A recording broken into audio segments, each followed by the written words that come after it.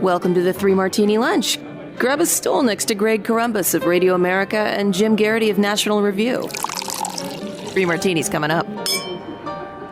Hey, really glad you're with us for the Thursday edition of the Three Martini Lunch. We are not going to talk about the debate aftermath today. If you want to know our thoughts on that, it's chock full of it on the Wednesday edition of the Three Martini Lunch. We also don't have a good martini today, which is unfortunate. We've got three different stories that are either bad or crazy or both. But one little lighthearted thing to start the day, Jim. I don't know if I've mentioned this on the podcast before, but somehow I got on the Democrats' email list as some woman named Doris. So every time they're sending out their frantic fundraising pledges, it's always, Doris, we've noticed you haven't donated lately. And I used to make a joke out of it as, you know, because they were pitching for Joe Biden, that Joe Biden wouldn't remember who I really was. And so he'd just come up with some random name. That would be the most, most reasonable explanation. Doris, let me tell you something. Jack. Doris, Jack, fat, look fat. I can say that because Greg is very slim and is very fantastic shape for his age. So this is the subject line. This is the whole subject line.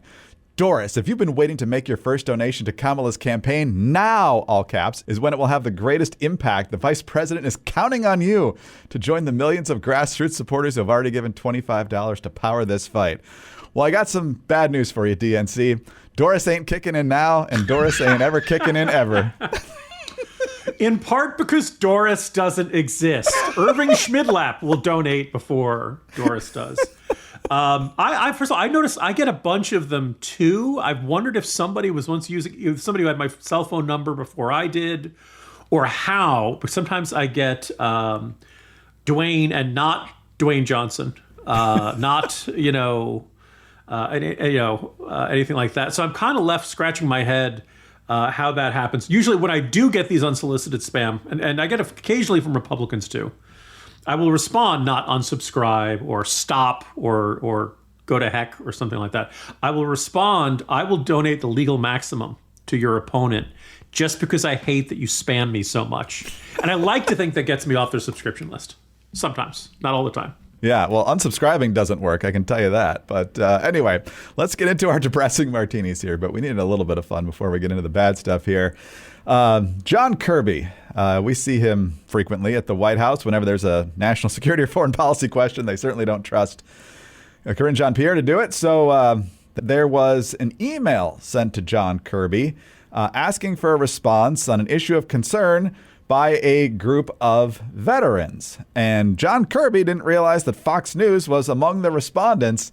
And then he did what you never want to do in an office environment. He replied all.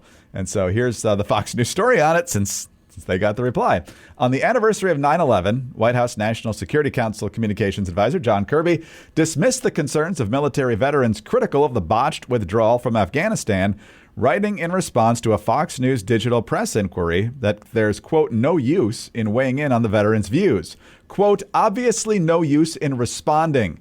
A handful of vets indeed, and all of one stripe, Kirby said in a reply all email chain Wednesday afternoon. He then scrambled to apologize. And I don't even know if he apologized, actually, but he did reach out to Fox Digital to say he didn't realize they were on the chain, as if that makes it any better. So for a White House that's constantly, trying to put the Republicans on the defensive about their treatment of veterans and so forth, not a good look, Jim. Not a good look, especially on 9/11.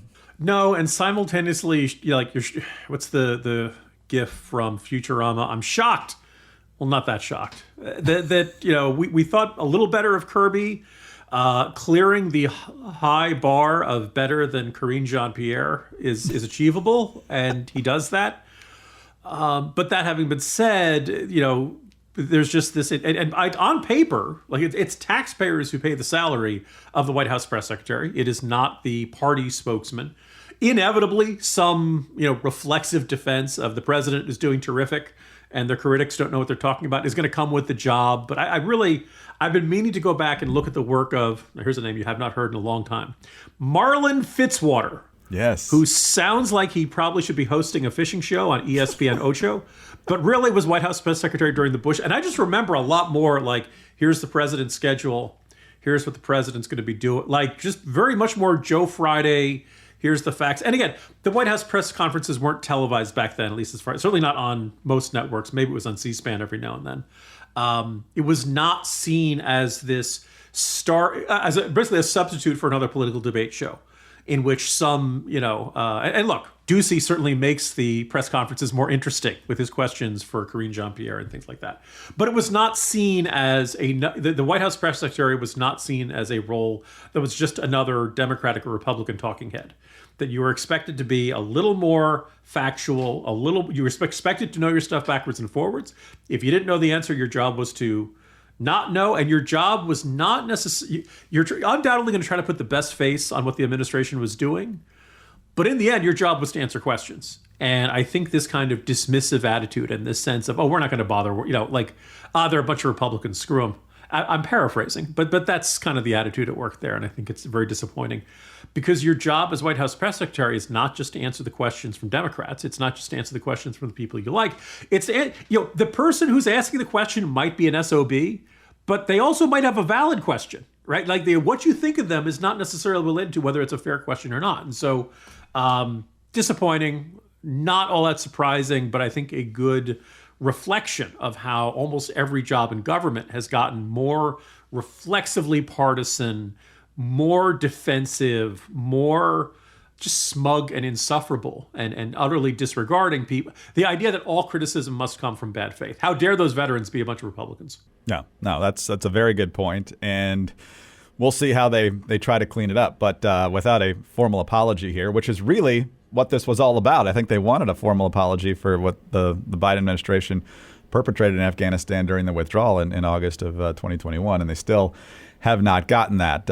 By the way, I think it's great that ESPN actually created the Ocho after it was fictionalized in Dodgeball, and they've got some really wacky stuff on there that's kind of fun to watch sometimes. But nonetheless, a major unforced error at the White House, and I'm pretty sure our friend Dana Perino never did anything like that, never would do anything like that. No. Look, if Dana Perino said, I'm not answering a question from a Democrat, the briefing would be 5 minutes. I'm not saying there weren't any from non-Democrats, but a big chunk of them, so yeah.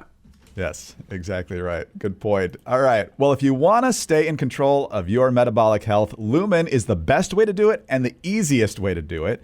Lumen is the world's first handheld metabolic coach, and it measures your metabolism through your breath. Literally, all you do when you wake up, take a deep breath, breathe into your Lumen. It'll tell you if you're burning the fats or the carbs, what else is happening with your metabolism. There's plenty of other things you can use it for to chart your health, and then it'll give you a personalized nutrition plan. It'll also help you with workouts, sleep, and a whole lot more. Your metabolism is your body's engine. It's how your body turns the food that you eat into the fuel that keeps you going. Because your metabolism is at the center of everything your body does, optimal metabolic health translates to a whole host of benefits, including easier weight management, improved energy levels, better fitness results, and even better sleep. And Lumen gives you recommendations to improve your metabolic health. So if you want to take the next step in improving your health, go to lumen.me/3ml to get 15% off your Lumen. That's lumen.me/3ml for 15% off your purchase. Again, that's lumen.me/3ml. Thank you, Lumen, for sponsoring this episode. All right, Jim, I guess if we have a theme in all these bad martinis is things usually don't go well when it's all Democrats working together or Democrats think it's only Democrats working together. In the case of John Kirby, this second one comes to us from a column, I believe it ran over the weekend, or maybe I think it's last Friday, from the Los Angeles Times from a columnist named Steve Lopez. And the headline is, "They say Democrats are to blame for all California's problems, but GOP is MIA." And so it points out that Arnold Schwarzenegger, who we talked about at length in our conversation Monday with Robert Davi, is the last statewide elected Republican official. He left office in early 2011. That's 13 and a half years ago. But whether it's broken sidewalks in Los Angeles, homelessness, crime on public transit, poverty, the Democrats, Jim, are always getting the blame, and it's just not fair. And so they go back and they blame Nixon a little bit. They blame Reagan for signing a bill that gave more agency to patients in mental hospitals. They blame Reagan for cutting funding for mental hospitals in the 1980s when he was president. That's 40 years ago. If you're in California, you've had 40 years, even if those allegations, do hold water, to do something about it. Some of that time has been bipartisan, but you've certainly had Democratic domination ever since then. And the Democratic domination, Jim, according to Lopez, is also the Republicans' fault, because he says in a state that proudly celebrates inclusion and leads the resistance to the politics of race-based scapegoating, climate change denial, and the stripping of women's reproductive rights, the out-of-touch GOP has been hell-bent on shrinking the tent. And he says Reagan wouldn't even be welcome in the party today. So because Republicans don't adopt more of the Democratic agenda, they're less competitive. And so therefore, when things don't work, when the Democrats have total control, massively lopsided margins in the state legislature beyond Gavin Newsom being governor, somehow it's the Republicans' fault when everything goes south. Yeah. Well, first of all, I'm going to try to keep this clean. But if your explanation for why California has so many problems, northern part of the state, southern part of the state, every place in between, if your explanation goes back to blaming Republicans who were in office before Greg or I were born, shut the heck up. My guess is something happened from when you and I were in kindergarten and now that probably has something to do with the problems of the state. I don't think it all goes back to 1981.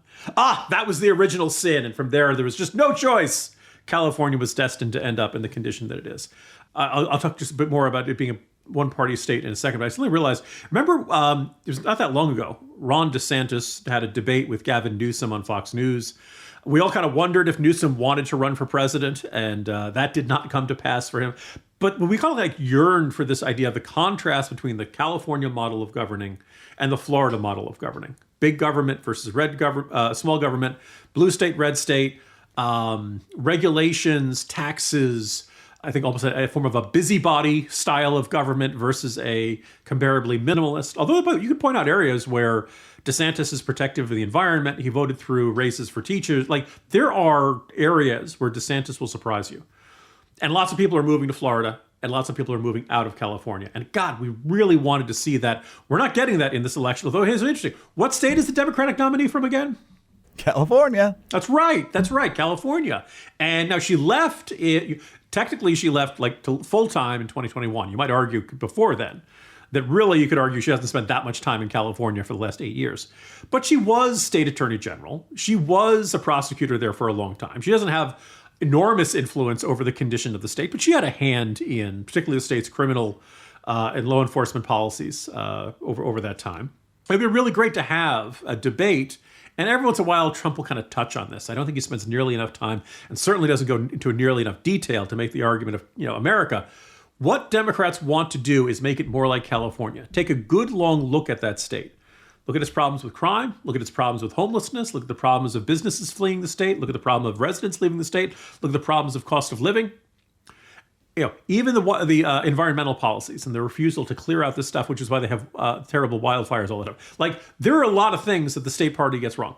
And here I'll shift back to, I think really a very revealing point was when Jack Dorsey, who used to run Twitter, no longer does, way back in 2018, said a great read and touted this essay on Medium, who made the argument that California is terrific and that America's future, because it's a one-party state, and that in the end, you don't need a two-party system. You don't need two competing parties working against each other kind of as checks and balances.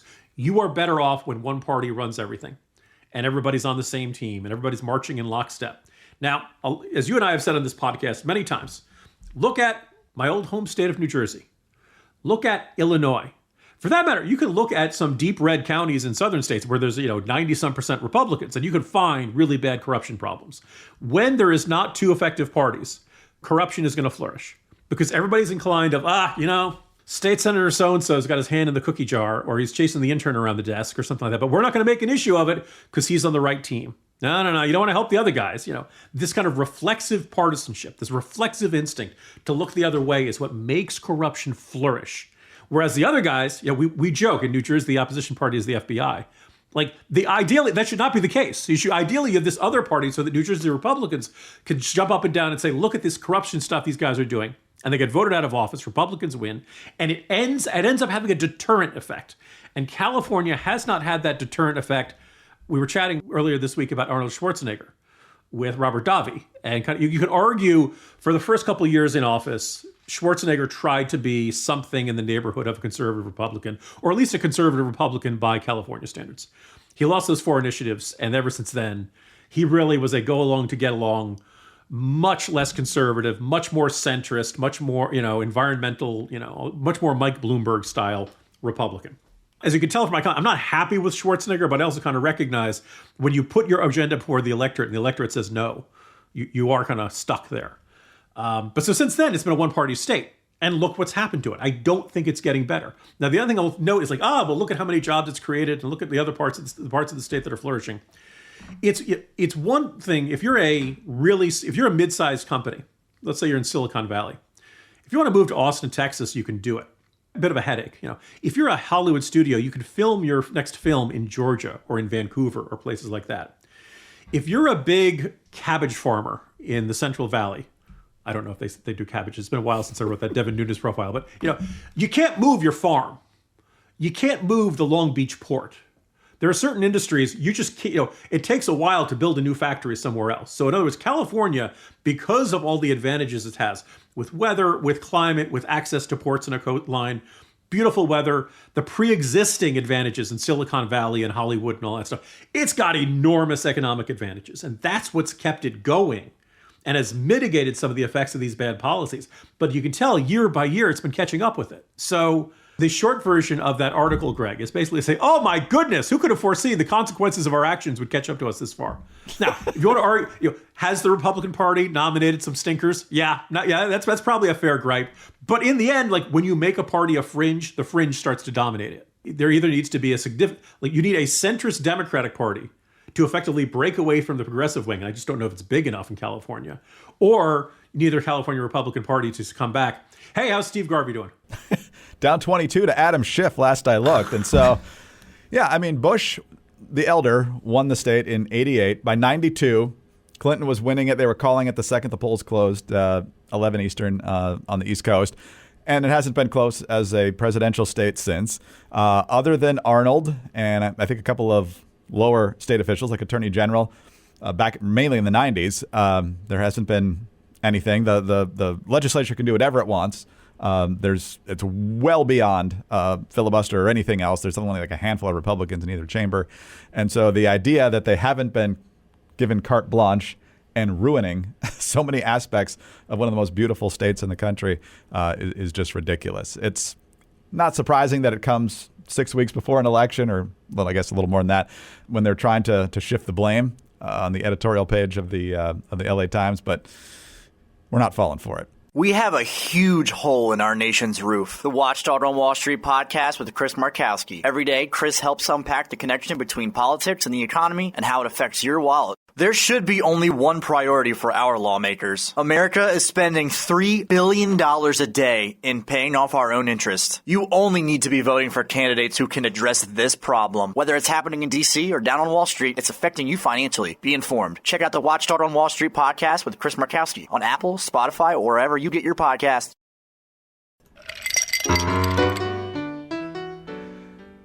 All right, let's move from California to pretty close to our own backyard here, Jim. Montgomery County, Maryland. It's just across the line from D.C. and Northern Virginia. And their county council has 7 district seats, 4 at-large districts, and 1 county executive. Take one guess which party they all belong to. Yes, they are all Democrats, and I'm guessing most of those races. If you have an R after your name, don't you get an eviction notice out there? Well, they're about to. Yeah. Funny you should mention that, because this is ABC 7, WJLA, our local ABC affiliate here, talking about something that, a couple years ago was treated like a far-right conspiracy theory, the idea that you wouldn't be allowed to have a single-family home anymore. The Democrats wanted to kind of crowd you into areas so they could build more housing and, of course, tax you to the hilt. So Here is Brad Bell, the Maryland bureau chief for ABC7, talking about this very issue coming before the Montgomery County Council. Under the proposal, almost every single-family home in Montgomery County could be torn down and replaced with something like these renderings: a duplex, a triplex, 4 townhomes, or, in some cases, a small apartment building. When approved by the County Planning Board in June, the board chair called it a way to boost the stock of attainable homes, what is often called the missing middle of housing. Now it's up to the County Council to turn the attainable housing plan into a bill. Council President Andrew Friedson is a supporter. We need more housing options for more people in our county. It's a way that we can be more economically competitive. It's a way that we can address some of our environmental sustainability goals. But not everyone likes the idea. Homeowners in single-family communities have complained about an unwanted change to their neighborhoods, and County Executive Mark Elrich is firmly opposed. It's really disservice to the community. If we go down this road and we wind up having to deal with the stormwater problems, we have to wind up dealing with traffic problems. Elrich also doesn't believe the result will be more attainable or affordable housing, and he's using this Chevy Chase project as an example. The house was sold for $1.6 million. They're building 3 units on it. The units are $3.2 million. Then nobody's going to build affordable housing. By the way, that Chevy Chase is a suburb. It's not the actor. But anyway, the fact that Mark Elrich, who's really far left, is opposed to this tells you how crazy the rest of this council could be. But I want to go back to the first line in that reporter's story. Under a new proposal, almost every single family home in Montgomery County could be torn down and replaced with a duplex, triplex, or whatever. Jim, I don't think the sustainability is the biggest concern if that happens. I bought this house. In many cases, I've paid off this house. And now you're telling me that you're going to zone me out of this reality? Insane. I thought about this, Greg, in the context of all the other times we have been told that something that conservatives object to or complain about or say should not happen, they insist conservatives are hallucinating it and that it's not real and that nobody, no one's saying you can't build a single family house on property, you crazy right wingers. No one's coming for your gas stove. No one's coming for your guns, you crazy right wingers. No one wants to abolish the police. No one's seriously calling for abolish ICE. Now, we can make the argument about whether a relatively small and powerless fringe is, proposing something and it's unlikely to ever gain a majority. But if we're going to do that, we probably should point out that even the Alabama state legislature passed protections for IVF.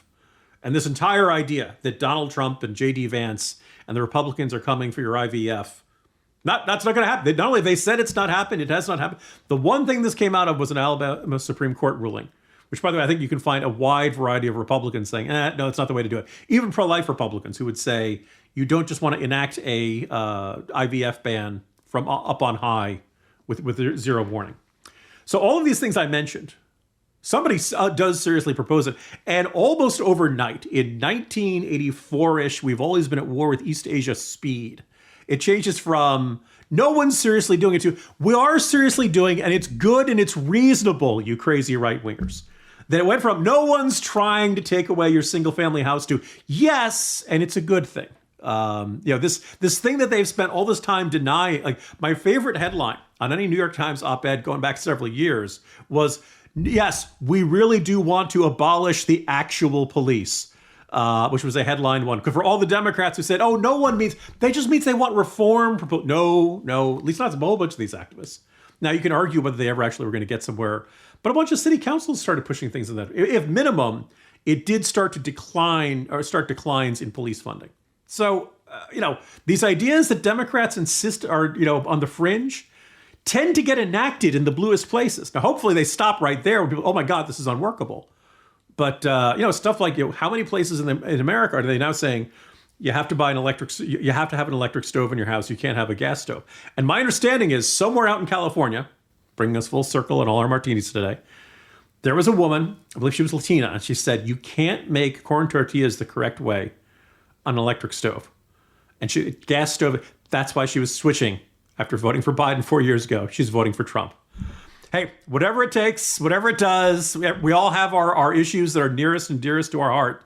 My understanding is you will take her undercooked corn tortillas from her cold, dead hand.